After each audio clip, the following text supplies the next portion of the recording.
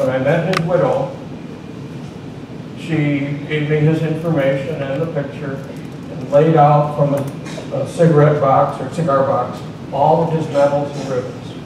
And she didn't know what anything was.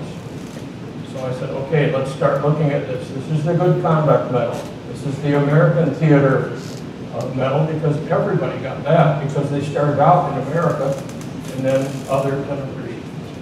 I pointed this out to her and I said, this is something special. This is called the Combat Infantryman Badge, and they didn't give this out to everybody. I said, this is given to your husband because he faced the enemy in battle. And she said right away, well, he hid behind trees. I said, well, that's good, because then he could come home to you. He was pretty smart. I don't know anything about these people except their names. The man was decorated for heroism, came back to the U.S., to Muskegon, got pulled in. That's why the picture shows him like that. See that little boy? See the boy on the right? Same person. So it shows how it goes through generations. Many of the men I've met had sons who were in the Vietnam War. So I've learned not just about the fellows from back 70 years ago, but I've learned a lot of things too. So here's a family tragedy, of course. Oh, Helen, see you from here. This lady's name is Helen Cordine. Her husband, Jim Cordine. And I use wedding pictures whenever I can, because in the museum it shows both sides of the family. And then the children and grandchildren and so on can see great-grandma and great-grandpa. Well, on his discharge, it said that he was at Alamogordo Army Air Base. So I asked Helen, do you remember on July 16, 1945, 5:30 in the morning, when you heard a loud noise? And she says, I sure do. My husband and I were both fast asleep, and we both sat upright in bed, and Jim said, Jesus Christ. What you don't know, maybe, is that it was the first atomic bomb in the history of mankind. It happened in New Mexico. We had to test it before we could use one. They said it was just an explosion of a fuel dump. That was top secret, of course. That's why they did it early in the morning when everybody was asleep. And of course, they told President Truman the gadget worked. And that's leading to the next two bombs that came later that ended the war. Joe. Here's Joe. James, excuse me. I'm losing. I knew that there was a veteran named James Johnson in my neighborhood, but I never called him. I just drove my Model A Ford into his driveway, kind of shock him, get his attention. See, they can hang up on the phone, but when you're right there in their face. So he was very polite and interested in the car, and I'm putting him up here because if you notice what it says he started out in the Merchant Marine, which had a very high casualty rate. He then went into the U.S. Army toward the end of the war, and later on he was a Marine. And this is the only man out of the 8,000 I've learned about who served in 3 different branches of the military. And he lives right next door to my sister. So I talk with him quite often. Another one with no information available. Well, I met his daughter. There is information. And there's a picture of him in uniform.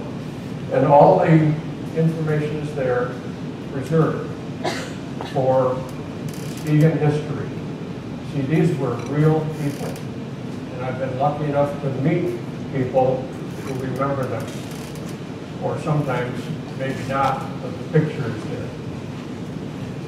Here's an example of a married couple. They were both in the military.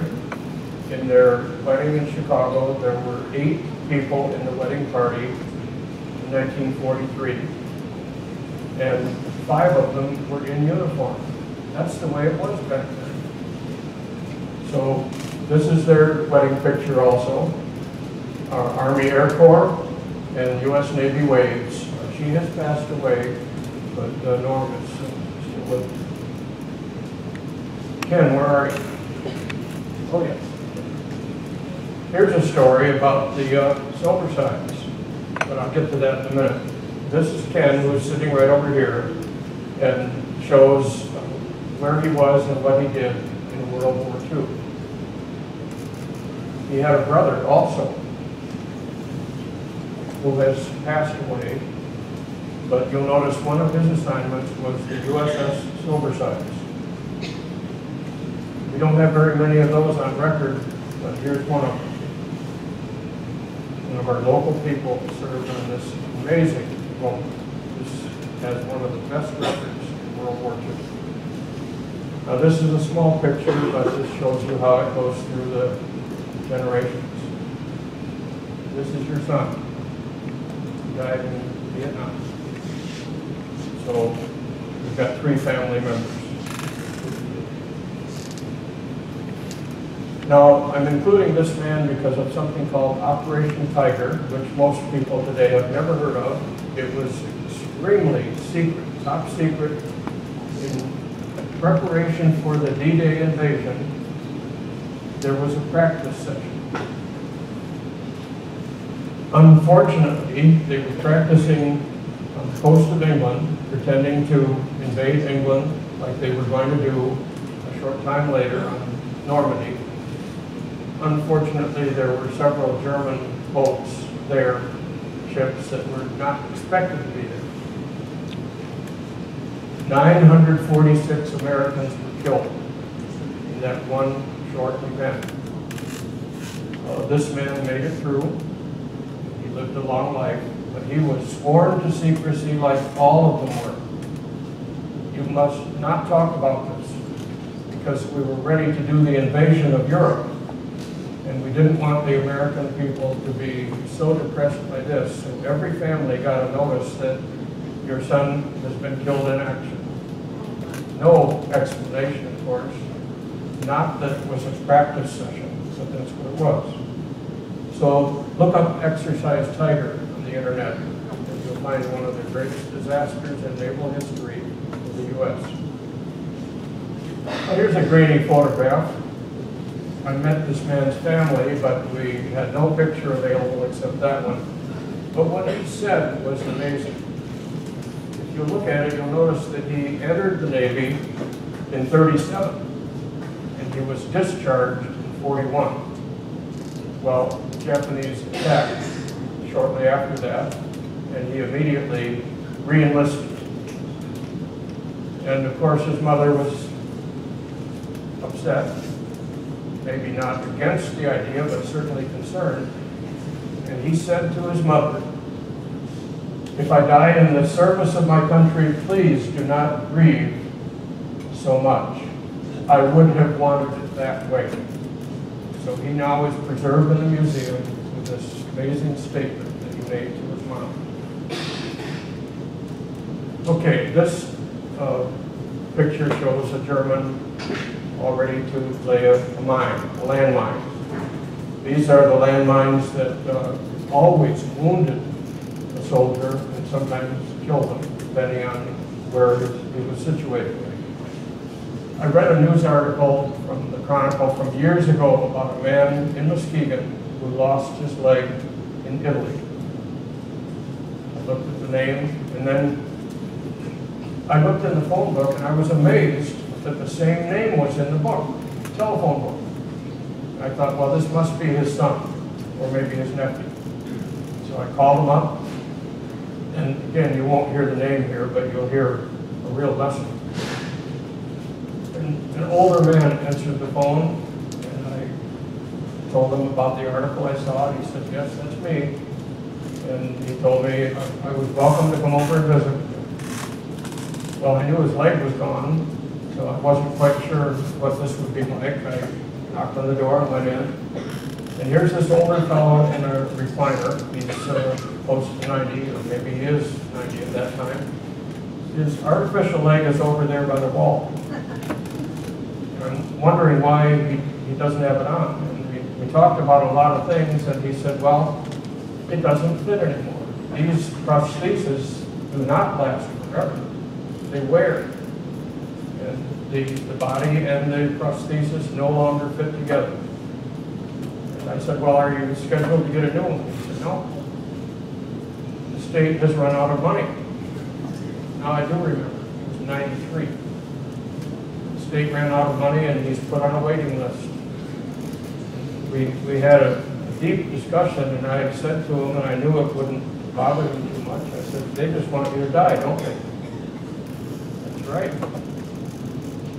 That's the way we honor our veterans when they're in a desperate situation.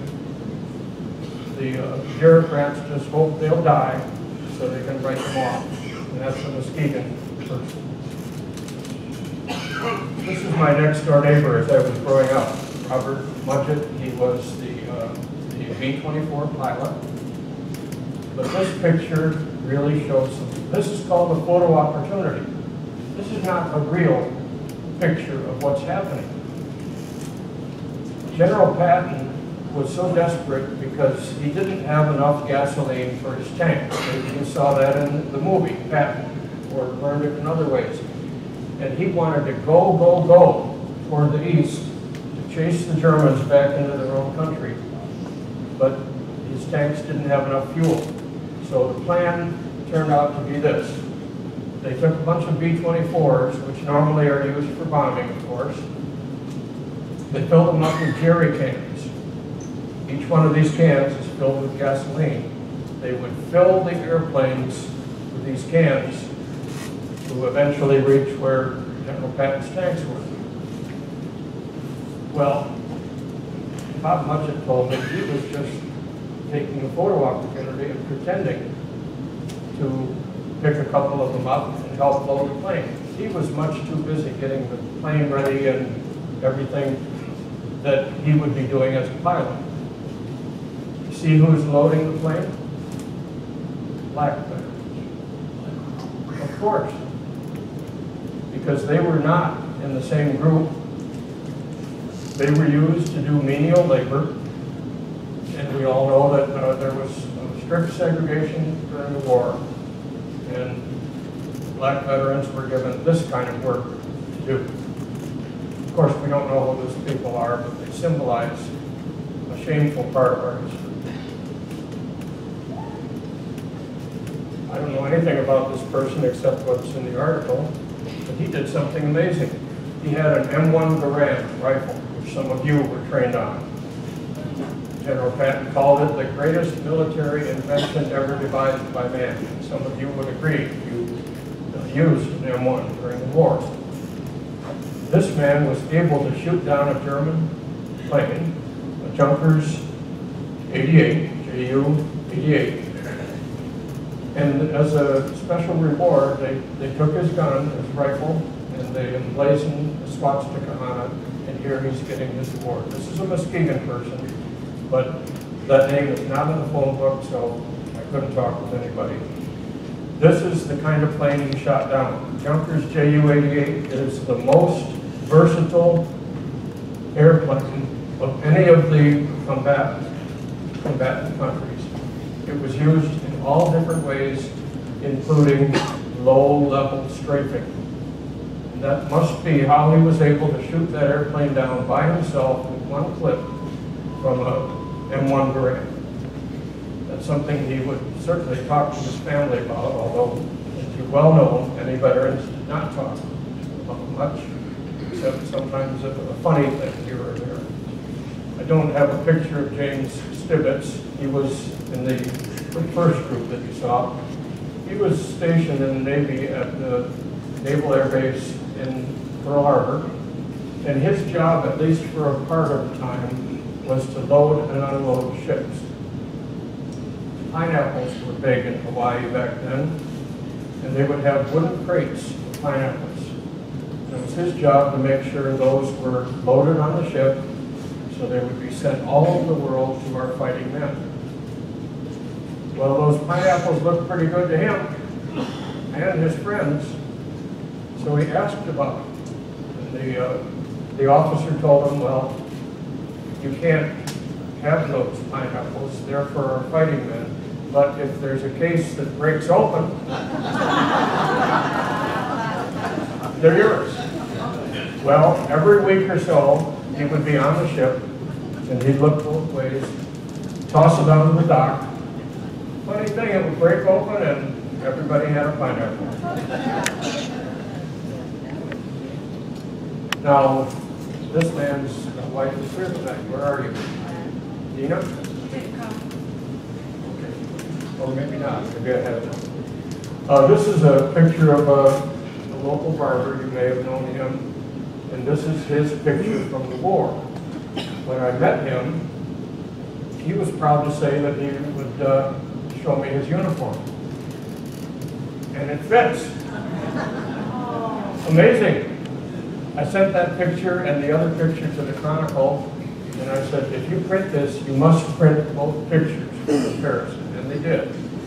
And Dina has the two pictures in her room where she lives. One veteran told me that he could still fit in one part of his uniform. And I said, well, what part was that? He said, my tie class. This is another Muskegon man, Muskegon High School, who died in the war. And I'm putting his name up there because for a long time I would ask the veterans, do you know the name of any man who was killed in the war? His name came up a lot. There are a couple of people here tonight who say they remember him as a student.